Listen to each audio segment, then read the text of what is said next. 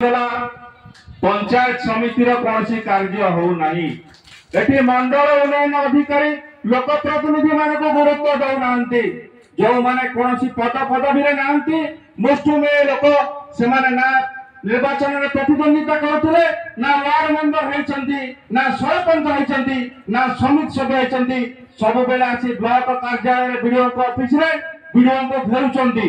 सरकार होची लोक मानक पाई लोक मानक द्वारा लोक मानक उन्नति पाई किंतु कौन पद पदवी न थाई बीडीओ को घेरुचंती। आमे सरकार रे अछु काम करिवो कौन उन्नति मूलक कार्यक्रम करई दउ नाहंती।